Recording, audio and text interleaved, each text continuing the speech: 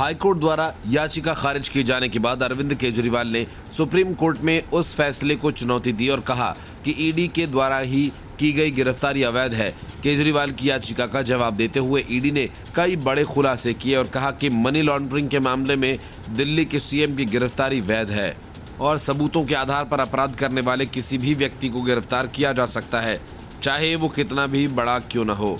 ED ने कहा कि सीएम को अरेस्ट करने से स्वतंत्र एवं निष्पक्ष चुनाव की अवधारणा का उल्लंघन नहीं हुआ। देश में 19 अप्रैल से लोकसभा चुनाव की शुरुआत हो चुकी है। आम आदमी पार्टी दिल्ली और पंजाब सहित कई अन्य राज्यों में चुनाव लड़ रही है।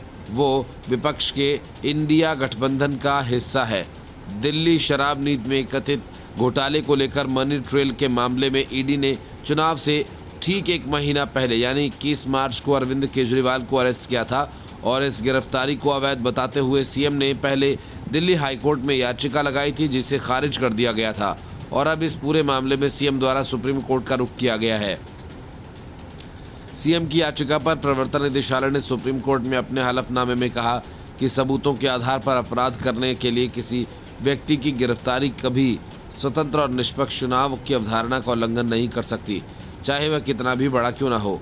यदि उपरोक्त तर्क का स्वीकार कर लिया जाता है तो अपराधी राजनेताओं को गिरफ्तारी से छूट मिल जाएगी। ईडी ने अपनी बात रखते हुए कहा कि अरविंद केजरीवाल 9 बार तलब किए जाने के बावजूद जांच अधिकारी के सामने उपस्थित न होकर पूछताछ से बचते रहे। एजेंसी ने 700 से अधिक पन्नों के अपने जवाब में ये भी बताया कि घोटाले की अवधि के दौरान और घोटाले के समय केजरीवाल और मनीष सिसोदिया सहित 36 व्यक्तियों द्वारा कुल 170 से अधिक मोबाइल फोन व बदले गए नष्ट किए गए थे ताकि सबूतों को मिटाया जा सके। ईडी ने अपने हलफनामे में कहा कि केजरीवाल को दिल्ली हाई कोर्ट द्वारा अंतरिम राहत देने से इनकार करने के बाद ही गिरफ्तार किया गया था। जांच एजेंसी ने शीर्ष अदालत से कहा कि 9 बार समन जारी करने के बावजूद अरविंद केजरीवाल उनके सामने पेश न होकर पूछताछ से बच रहे थे।